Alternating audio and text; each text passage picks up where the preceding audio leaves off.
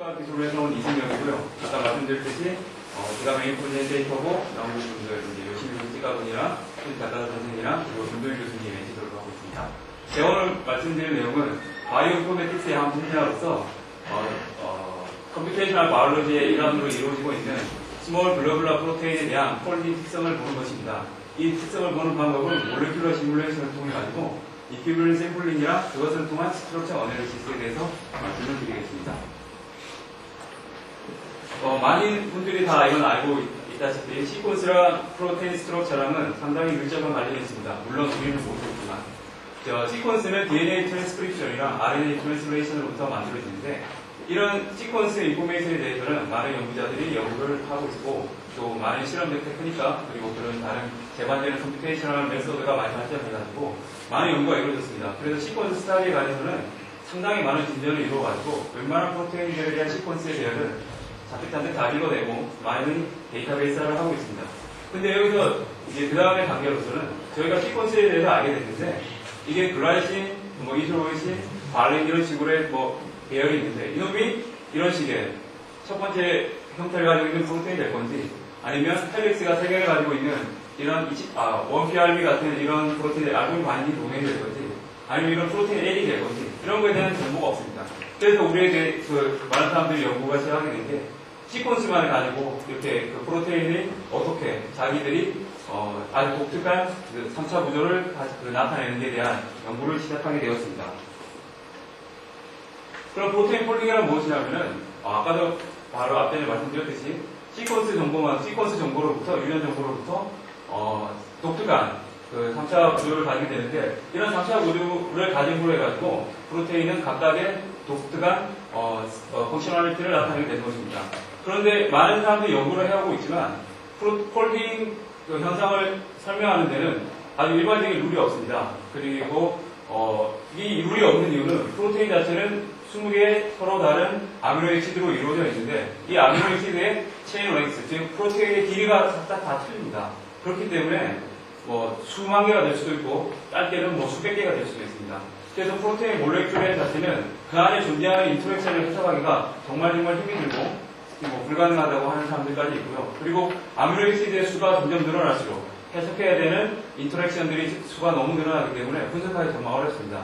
그래서 1990년도부터는 이제 너무 큰 프로테인부터 넘기지 말고 이제 싱글 도메인이나 더블 도메인 정도 되는 아주 스몰 프로테인의 폴링에 대해서 일단 연구를 해서 거기에 대한 일반적인 룰을 유추를 한 다음에 그리고 나서 더 큰 프로테인도 전이를 하자 해서 아주 스몰 사이즈 프로테인에 대한 연구들이 많이 이루어지고 있습니다. 스몰 사이즈 프로테인이라 하면은 보통 40개에서 한 120개 정도의 레인지를 가지는 것입니다. 프로테인 폴딩에 대해서는 상당히 많은 연구가 이루어져 왔습니다. 그리고 스몰 특히 이제 95년도에 오리네스가 발표한 에너지 랜드스케이프 시어리라는 것이 프로테인의 폴딩 연구에 가장 큰 획기적인 선을 끊는 하나의 발견 중에 하나였습니다. 그래서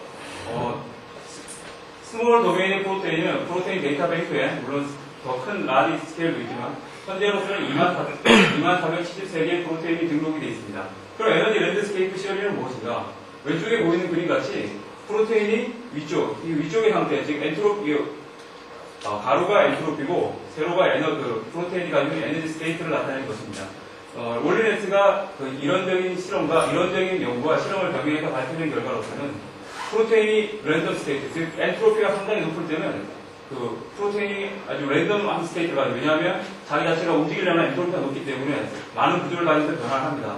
그런데 이게 어떠한 에너지의 바이어싱에 의해서 이런 식의 커널 라이크 에너지 랜드스케이프를 처음에 랜덤 스테이트에서 이쪽이 네이티브 스테이트인데 에너지 스테이트가 상당히 높고 그리고 엔트로피가 상당히 높은 랜덤 스테이트에서는 이런 식의 불균형한 디네이처된 프로테인이 어떠한 에너지 바이어싱에 의해 가지고 몰텐 글루브 스테이트를 지나서 이런 식의 여러 가지의 디스폴리드 스테이트를 다 지나서 최종적으로 네이티브 스테이트로 오게 된다는 것입니다. 그래서 Q라는 것은 리액션 코디네이트로 Q가 1에 가까울수록 네이티브 스테이트가 되는 거고 Q가 0에 가까울수록 랜덤 스테이트를 나타내는 것입니다.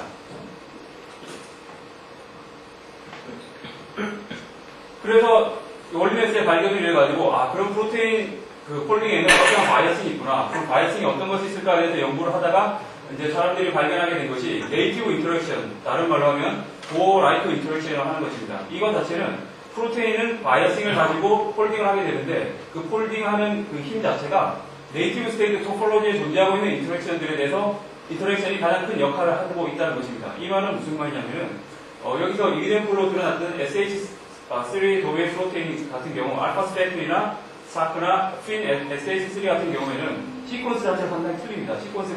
시퀀스 호모로지가 거의 10%나 20% 언더인데도 폴딩에 대해서 그 연구를 해보니까 비슷한 폴딩 시나리오를 가지게 된다는 것입니다. 그렇기 때문에 스트럭처 자체에서 만약에 이 프로테인과 이 프로테인이 상당히 가깝다고 하면은 이 프로테인과 이 프로테인 간의 인터랙션이 큰 영향을 한다는 것이죠. 그 나노파린 원 프로테인보다는 이런 식으로 네이티브 컨택맥을 만들었을 때 네이티브 컨택맥이 어느 정도 일치하는 그런 그 네이티브 스테이트가 스트럭처가 어느 정도 비슷한 프로테인들은 시퀀스 호몰로지에 관계없이 프로테인 폴딩 시나리오가 거의 비슷하다는 것입니다. 그래서 이런 프로테인들을 스트럭처럴 릴레이티드 프로테인이라고 하는데 이런 프로테인들은 많은 연구가 되었고 상대적으로 우리가 마지막에 네이티브 스테이트를 알기 때문에 이런 놈의 폴딩을 억세스하고 거기에 대해서 데이터를 뽑아내기는 상당히 그렇지만 상대적으로 그렇게 어렵지는 않습니다. 그런데 계속 연구를 하다 보니까 이상한 프로테인이 나타났습니다. 이상한 프로테인들은 뭐냐면은 이거는 일반적인 프로테인을 할 수 있는데 네이티브 스테이트 자체가 네이티브 인터랙션 자체가 별로 큰 영향을 못 미치는 것입니다. 이런 경우에는 시퀀스 호몰로지가 맞고 그리고 네이티브 컨택맥을 만들었을 때 어느 정도 비슷한 네이티브 컨택맥을 보이는 그런 비슷한 시퀀스를 가지고 있는 프로테인들인데 이런 프로테인들은 그 폴딩 시나리오를 조사해보니까 폴딩 시나리오가 전혀 틀리게 나왔습니다. 그래서 기존의 에드니 랜드스케이프 시열이나 아니면 그 고라이프 모델 같은 거로는 해석하기 힘든 것이었습니다. 대표적인 프로테인이 이뮤글로불린 바인딩 도메인이랑 베타락토글로불린이랑 SS57D라는 프로테인인데요. 여기 나타난 프로테인이 대표적으로 네이티브 인터랙션에 영향을 받지 않는 프로테인입니다. 이런 프로테인들은 우리가 정말 피하고 싶었던 별로 고려를 하지 않고 싶었던 그런 시퀀스 스페시픽 인터랙션이 상당히 큰 역할을 한다는 겁니다. 네이티브 토폴로지보다는. 그렇기 때문에 이런 프로테인들에 대한 그 폴딩을 해석한다든지 영향을 본다든지 이런 억세스를 하는 게 상당히 어렵습니다. 왜냐하면 이 프로테인 자체도 도메인이 레지드가 별로 그렇게 많지는 않지만 70개 정도 되는데 그 70개 간에 서로 상호 존재하는 페어와이드 인터랙션, 터셔리, 하이드로포빅, 하이드로필린 이런 거 인터랙션을 고려해주기가 상당히 힘듭니다. 그렇기 때문에 이런 프로테인들을 해석하기가 힘든 non-structurally related 프로테인이라고 합니다. 그러면 이 연구의 목적에 대해서 말씀드리면요. 프로테인에 대한 스트럭처 바이올로지는 다음과 같은 이런 과정을 거쳐서 이루어지고 있습니다. 지금 제가 노운 파트나 언노운 파트로 나눠줬는데 대부분 바이오 인포메틱스라고 하면은 시퀀스 인포메이션을 뽑아내서 데이터베이스를 시키고 그에 대해서 클래시파잉 시켜서 마지막 최종적으로 데이터베이스를 만든다든지 그런 쪽입니다.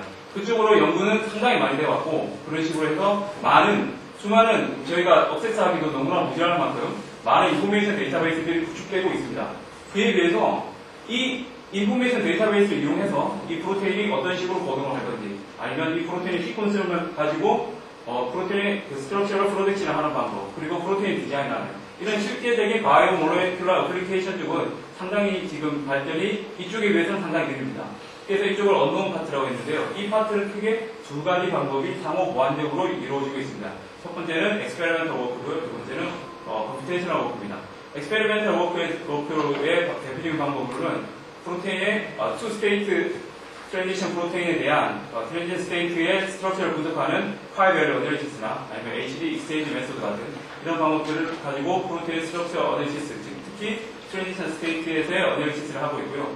그리고 이제 이런 데이터베이스와 익스페리멘털 워크에 대한 결과를 가지고 상호 보완적으로 컴퓨테이셔널 워크도 활발히 이루어지고 있습니다. 제가 하는 쪽도 이쪽 분야고요. 대표적인 방법은 몰레큘러 시뮬레이션이랑 시퀀스 호몰로지 모델링이 있습니다. 이런 두 가지 방법을 상호 보완적으로 사용해서 궁극적으로 저희가 원하는 것은 프로테인 폴딩 메커니즘을 좀 더 몰레큘러 스케일에서 규명을 하는 것이고 그리고 주어진 시퀀스만 가지고 이 프로테인이 어떤 식으로 나올 수 있는지 그런 것에 대한 스트럭처 프리딕션 그리고 최종적으로는 저희가 원하는 펑셔널리티를 가지고 있는 프로테인을 디자인하는 것입니다.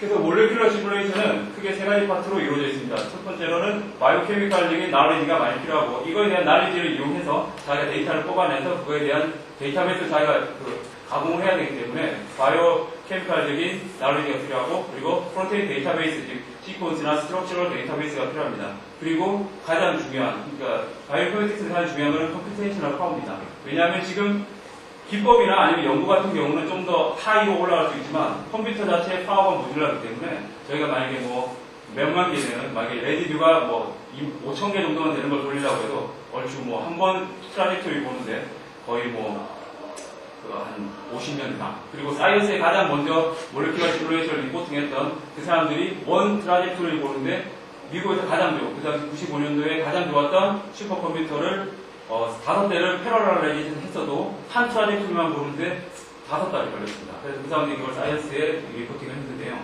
자, 이때 몰레큘러 시뮬레이션에서 가장 얻을 수 있는 방법은 이제 그 장점은 이제 아토믹 스케일에서 이런 인터랙션에 대한 인사이트를 얻을 수 있고 그리고 엑스페리멘탈 워크의 그런 한계점 왜냐하면 몰레큘러 스케일로 볼 수 없기 때문에 그쪽에 볼 수 없는 부분들을 보완해 줄 수가 있습니다.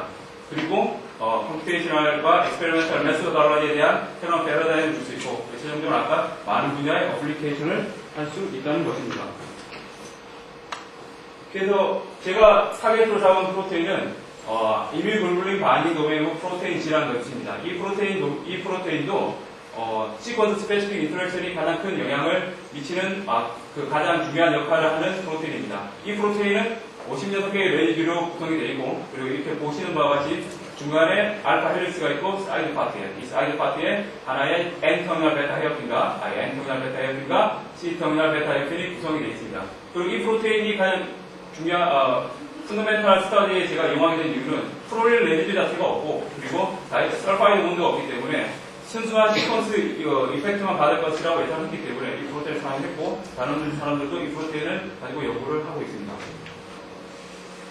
그래서 몰레큘러 시뮬레이션은 상당히 개괄적으로 말씀드릴 건데요. 가장 기초가 되는 것은 체인 리프레젠테이션입니다. 이런 식으로 글라이신, 디스로이신, 로이신, 페닐 알라닌 같은 놈으로 이렇게 부러져 있는 이 프로테인은 아시다시피 알파 카본이랑 아마이드랑 칼복실이랑 그리고 사이드 체인으로 구성이 되어 있습니다. 그렇지만 사이드 체인은 실제 프로테인은 하나가 아니고 여러 개의 베타 카본을 가지면서 쭉쭉쭉 뻗어 있습니다. 이거에 따라서. 그래서 이 시뮬레이션에서는 이런 사이드 체인 자체를 다 고려해주지 않고 하나의 폴스 그레인 스케일로 다운시켜서 만들고 이거 자체의 특성을 구현을 해줬습니다. 그거를 이제 데이터베이스 처리하는 과정에서 포텐셜 펑션으로 구현을 했습니다. 그리고 이런 이 체인의 프로파게이션은 워터 몰레큘러의 인터랙션은 그냥 스토캐스틱 인터랙션을 고려해주는 오브네프트 람네드 다이나믹스를 써서 시간에 따른 체인의 프로파게이션을 계산했습니다. 그리고 실제 프로테인에서도 이런 코발런트 본드랑 그리고 코발런트 앵글이 고정이 되어 있기 때문에 이 몰레큘러 시뮬레이션 자체에서도 이퀄리브리엄 밸류로 고정을 시켜놓고 체인 프로파게이션을 시켰습니다. 그리고 여기서 이 프로테인을 해석하기 위해서 프로테인 데이터베이스로부터 뽑아내서 그 피지컬 오리엔티드 에너지 펑션을 만들어가지고 이놈과의 인터랙션을 조련을 했습니다. 그래서 프로테인의 그 서머다이나믹 프로퍼티를 유추하려면은 프로테인 자체 이퀄리브리엄 상태의 프로테인의 스트럭처가 필요합니다. 이런 스트럭처를 필요한 방법 이런 스트럭처를 얻어내는 방법은 여러 가지 방법이 있지만 가장 효율적으로 알려져 있는 템퍼러처 레플리카 익스체인지 메소드라는 것을 사용했습니다. 그것은 개괄적으로 말씀을 드리면요. 이런 식의 랜덤 스트럭처를 시작을 해서 여러 개의 템퍼러처에 대해서 스트럭처를 프로파게이션 시킵니다. 그래서 이 프로테인과 이 프로테인의 스트럭처, 스테빌리티를 비교를 해서 몬테칼로 방법으로 억셉트가 되면은 스트럭처가 교환이 되고 그리고 리젝트가 되면 그대로 내려가는 식으로 해가지고 200만 번 사이클을 돌려가지고 이런 식으로 이제 최종 템퍼러처에 대한 파이널 스트럭처를 보였습니다. 이때 나왔던 이런 프로테인들에 대한 템퍼러처에 대한 스트럭처를 쭉 모았는데 이런 방법으로 프로테인 스트럭처를 배더링 하면은 미스폴드 스테이트를 피할 수 있고 그리고 스트럭처 샘플링이 상당히 효과적입니다. 왜냐하면 정확하게 볼지만 디스트리뷰션을 따르기 때문에 그리고 이 방법의 가장 좋은 점은 아까도 말씀드렸듯이 컴퓨테이셔널 로드가 가장 큰 컴퓨테이셔널 그 파워가 상당히 가장 큰 드로백이라고 했는데 이 상태는 패러럴 컴퓨테이션을 쓸 수 있기 때문에 슈퍼컴퓨터나 아니면 리눅스 클러스터 컴퓨터를 사용해서 가장 효과적으로 이퀄리브리엄 스트럭처를 뽑아낼 수 있었습니다. 그래서 얻어진 프로퍼티를 보면 이거는 템퍼러처에 따른 프로테인의 프로테인 스트럭처럴 거동입니다. 그래서 말씀드렸듯이 1에 가까울수록 네이티브 스테이트고 제로에 가까울수록 디네이처, 즉 랜덤 스테이트가 되는 것입니다. 여기서 템퍼러처가 이런 식으로 증가함에 따라서 그 스트럭처가 좀 더 네이티브 스테이트에 있다가 급격히 falling down해서 디네이처로 가는 것을 알 수가 있습니다. 이 상태는 온도가 높아지면은 모빌리티가 상당히 증가하기 때문에 엔트로피가 증가합니다. 그래서 그 주체할 수 없는 에너지 때문에 이놈 자체가 네이티브 스테이트로 한정되어 있던 컨파인되어 있던 스트럭처가 랜덤하게 풀어지게 되는 것입니다. 그리고 이 프로테인 자체의 힙 캐퍼시티를 계산해본 결과 여기 이 값에 피크가 나타나는 점이 폴딩 트랜지션 템퍼러처라는 것입니다. 즉 디네이처 스테이트와 그리고 네이티브 스테이트의 에너지 스테이트가 똑같아서 왔다 갔다 하는 게 이제 딱 그 평형이 되어 있는 상태입니다. 이때 보시면 알 수 있듯이 피크가 상당히 적은 걸 알 수 있는데 이 프로테인은 아주 스트롱리 코퍼레이티브 트랜지션을 보여준다는 것을 알 수 있습니다. 그리고 이거는 서머다이나믹 프로퍼티에 대해서 계산한 건데 프리에너지를 계산한 것입니다. 온도는 블랙이 폴링 트랜지션 템퍼러처고 그리고 레드 자체가 0.97TF일 때, 온도가 좀 약간 낮을 때고요. 블루가 온도가 약간 높을 때입니다. 보시면 알 수 있지만 디네이처 스테이트와 네이티브 스테이트가 확실히 발라진 2L죠. 즉 투 스테이트 트랜지션을 보여준다는 것을 알 수가 있습니다. 그래서 이거는 몰레큘러 시뮬레이션을 통해서 스트럭처 프로파게이션을 시간에 대한 타임 셔틀을 잡은 것입니다. 이게 처음에 디네이처 스테이트고요. 시간에 따라서 C 터미널 베타 헤어필 면제 형성이 되고 그리고 알파 헬릭스가 약간 형성됐다가 다시 나노파 인터랙션에 강해짐으로 해서 N 터미널 베타 헤어필이 같이 형성이 되는 것을 알 수 있습니다. 그래서 이런 식으로 프로파게이션 돼서 최종적으로 네이티브 스테이트로 도달하는 것을 스트럭처를 볼 수가 있었습니다. 이때 보면 두 개의 서로 다른 C 터미널과 N 터미널 베타 헤어필이 스트럭처 시메트리가 브레이크 된 것을 알 수 있고요. 그리고 C 터미널 베타 헤어핀이 먼저 형성이 된다는 것을 알 수가 있었습니다. 그리고 이 자체는 엑스페리멘탈 비간접적으로 측정됐던 그런 엑스페리멘탈 프리딕션과 정확하게 일치를 하였습니다. 그래서 이거는 스트럭처럴 포메이션 프로펜시티 맵인데요. 자체 알 수 있듯이 이 자체가 랜덤 스테이트를 나타내고 이쪽으로 갈수록 베타 시프트가 형성되는 것과 이쪽으로 갈수록 알파 헬릭스가 나타내는 것을 알 수 있습니다. 시간에 따라서 보시면 알 수 있듯이 알파 헬릭스는 형성됐다가 다시 풀어졌다가 다시 로컬이 강해짐으로 해서 마지막으로 최종적 늦게 형성이 되고 그 다음 C터미널 베타 헬릭이 상대적으로 빨간색이 더 짙죠. 이쪽이 C터미널 베타 헬릭이 형성이 되고 좀 더 리치한 스테이트를 유지한다는 것을 알 수 있었습니다. 그래서 컨클루전을 말씀드리면은 오버댐 퓨어 람디밍 다이어트 사용해서 몰레큘러 시뮬레이션을 수행했습니다. 그리고 병렬 프로그램과 포스트그레이드 모델을 사용했고 이큐밸류 샘플링을 통해서 서버 다이내믹 프로퍼티를 계산했습니다. 그리고 프로테인 G에 대해서 해석하기 어렵다고 알려진 프로테인 G에 대해서 해석을 했는데 투 스테이트 폴링 텐던시를 가졌고 그리고 스트롱리 코퍼레이티브 트랜지션을 알 수 있었습니다. 그리고 이 프로테인은 시퀀스 자체가 시스템이나 베타이프의 형성을 선호한다는 걸 알 수 있었는데 이거는 네이처 스트럭처 바이올로지에 발표했던 베이커 그룹이 간접적으로 측정했던 엑스페리멘탈 스터디와 일치를 했습니다. 그래서 컴퓨테이션 워크는 엑스페리멘탈의 그런 워크에 대한 그 한계점을 많이 보완해주고 서로 상호 보완적으로 좋은 그런 인사이트를 줄 수가 있습니다. 그리고 이런 컴퓨테이션 워크는 많은 분야에 응용이 될 수가 있습니다. 마지막으로 엑나리즈먼트는 고베 유니버시티에 있는 아키라 긴조 박사와 그리고 조지 치겐지 박사 그리고 파나소닉에 있는 후쿠니시 군 그리고 코가 노부야스 군에게 박사를 드리고 이 연구는 BK21과 그리고 초미세 과학공동센터의 지원으로 이루어졌습니다. 이상입니다.